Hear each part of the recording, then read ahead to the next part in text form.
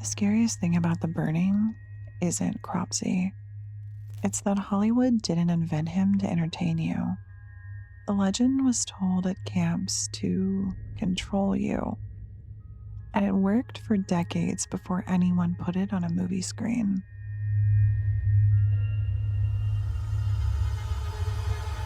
Hello, darling. You found the Velvet Slasher where the art of horror lives.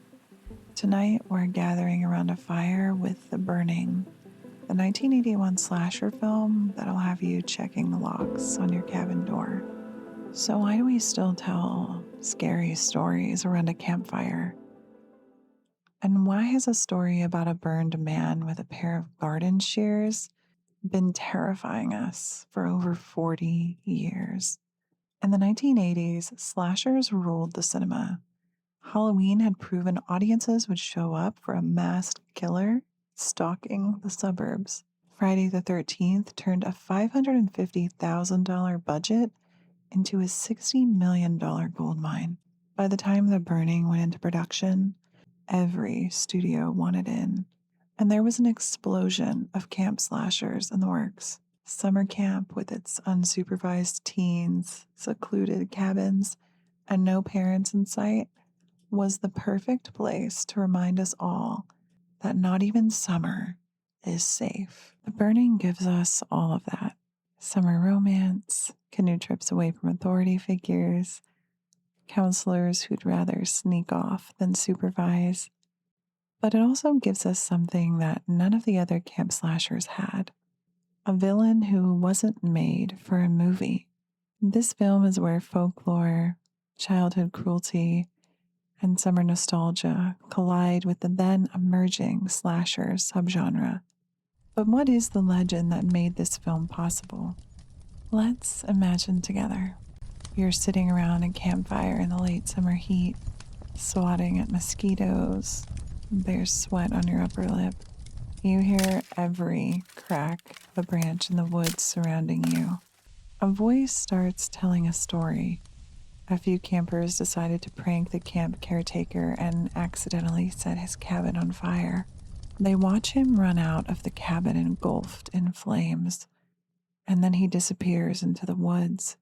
Everyone says he must have died, but his body was never found. And then, just as you're feeling the hairs on the back of your neck stand up, a voice screams in the woods. You won't dare leave your tent tonight, and you definitely won't play with fire. The Burning opens with this legend. At Camp Blackfoot, a group of young boys decide to prank the caretaker, Cropsey, and accidentally leave him severely burned. Once he's released from the hospital, he goes into the woods surrounding the camp. From here, The Burning slides into traditional slasher territory. Girls in practically nothing, bright summer daylight, baseball, canoeing. Nearly half the film is spent making us comfortable at the summer camp. The openness of the canoe trip out to the island is deceptive. There is nowhere obvious to hide, yet the woods create endless unseen space. We don't see Cropsey in full until the very end. Until then, he is a mystery, cloaked in slasher tropes: a slow walk, a signature weapon, a pair of garden shears that kill way more effectively than they should, a shadow haunting the campers in the woods. The second half gets much darker, fast. Cropsey begins hunting the campers one by one, and this is really where the film's most brilliant visuals come alive, because behind so much of the brutality is one of horror's most legendary makeup and effects artists, Tom Savini. Savini's effects here aren't just about making the kills bloody.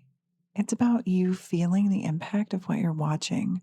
And the best example is the infamous raft massacre. After the campers' canoes float away, a group of them leave on a homemade raft and head towards the main camp for help. And for a moment, the scene gives us exactly what we want: hope. They spot a canoe floating in the distance. They start to believe they've found a better way. And the movie lets us sit in that hope just long enough for it to become unbearable. Rick Wakeman's score begins building this strange, ominous anticipation, and we know something is coming long before the campers do. They reach for the canoe, and Cropsey explodes out of it. Suddenly, all that relief becomes panic. The sequence is brutal. Fingers get chopped off, shears go through bodies, blood spatters across the campers as the entire scene descends into chaos.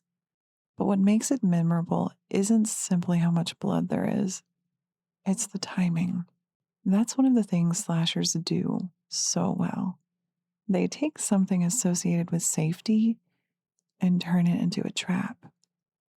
That same attention to physical detail is carried into the final scenes of the film, when we finally see the full face of Cropsey. Savini had a very short time to execute this makeup, and the result is intentionally disturbing. Cropsey doesn't look polished. He looks like he's melting, a severely damaged human. And that matters because the entire horror of Cropsey isn't that he's a monster. It's the fact that he was human. Outside of Savini's brilliance, the film also gives 3 future stars their film debut. Jason Alexander before he was on Seinfeld, Brian Backer before Fast Times at Ridgemont High, and Holly Hunter, the future Oscar winner. But the production is also known for a darker legacy. The Burning is the first film ever released by Miramax, founded by Harvey and Bob Weinstein, and named after their parents, Miriam and Max. An incident on this set is alleged to be one of the earliest known instances in Harvey Weinstein's documented pattern of abuse. The studio would go on to help define art house and prestige cinema. They would even produce Scream, but we can't separate it from that dark history either, which brings us back to the legend itself. Because Cropsey didn't start with Miramax. To understand why he stuck around for over 40 years, we have to go back to where the legend was first told and understand why it survived. In New York and New Jersey campgrounds, he goes by Cropsey, but almost every summer camp has some version of this figure. Even I remember the camp boogeyman that was said to come for kids who broke the rules after dark. Counselors have long used stories like this to keep kids in line in an environment that can be genuinely dangerous once the sun sets. In the darkness of the forest, actions can have real consequences. No one wants to go swimming at night if the swamp man might grab them. No one wants to wander into the woods at night if Cropsey is waiting in the trees. It's similar to how we've passed on survival knowledge since the early days of human existence. The same way older generations told stories of revenants or warned children from bear caves. Help us learn the lessons of our ancestors. Camp legends are an oral tradition doing the same job, teaching new campers the real dangers of the wilderness around them. There might not be a burned man wielding garden shears out there, but there might be a coyote or a bear with territory to protect. Campers use these stories too, just for a different reason. Legends like Cropsey work as a kind of bonding ritual, even an initiation. They let a cabin of total strangers connect quickly, and they give the kids a strange sense of control in a place with new rules and no parents. And before you think that's far-fetched, there is real academic research on this. Folklorist Jay Metchling writes about how children's folklore works differently inside what he calls residential institutions. He borrows the idea from Irving Goffman, who studied stricter, more controlled environments like prisons. But Metchling makes the distinction that places like summer camps are looser with more flexibility in the rules. And in that openness, folklore like Cropsey has room to take on a life of its own. In those settings, Metchling argues that folklore becomes localized and is kept secret from adults, which is exactly what makes it feel like it belongs to the kids alone. But not every version of this story stayed a story. In the 1970s and 80s, several children disappeared from Staten Island, and the Cropsey legend became entangled with those crimes. Jennifer Schweiger disappeared in 1987, and her remains were eventually found on the grounds of the abandoned Willowbrook State School. 4 other children, Alice Pereira, Holly Ann Hughes, Thais Jackson, and Henry Hank Gaforia, also disappeared, and their cases remain unsolved. Andre Rand became the central suspect in 2 of these cases and was eventually arrested.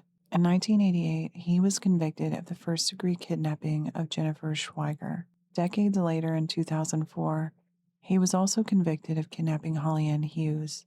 I'm not going to go deeper into these crimes here. These are real families and real investigations, and this podcast isn't the place for a deeper dive. There's a 2009 documentary, Cropsey, linked below for anyone that wants to go further. I'm bringing in these cases because of what happened with the Cropsey legend itself. A cautionary story doesn't have to be true to be frightening, but when something happens that resembles the story people have been telling for generations, the story suddenly feels very different. The monster has a face, the abandoned building is real, the missing children are real. And that's part of what makes The Burning more complicated than just another slasher. It isn't borrowing a monster from nowhere. It's borrowing the shape of a fear that already existed. A fear of children disappearing into places adults couldn't see, of dangerous strangers hiding, of the wilderness and abandoned places. Cropsey didn't make those fears, but it gave them a name. And a name is what turns a private fear into a shared one. That's the entire function a legend like Cropsey was built to serve in the first place. A cabin full of strangers, hand them a fear to believe in together, and watch it do what no counselor's rulebook could. Stay close, follow the rules, don't wander into the dark. A shared fear builds a bond and enforces a boundary at the same time, and it does it faster than anything else can. The Burning does something remarkably similar. It just swapped the fire pit for a movie screen, a room full of strangers, sitting in the dark, agreeing for 90 minutes to be afraid of the same thing. That's not a coincidence. It's the same ritual people had been performing around Cropsey for generations. And maybe that's what horror does best. We start a movie taking the fears we already carry with us into the dark, and we get to put a face on them before we have to return to the real monsters in reality. Thank you for finding me in the shadows for this episode. Don't forget to subscribe so we can keep crawling into the art of horror together. And until next time, be careful where you set up camp. You never know who's watching. Bye.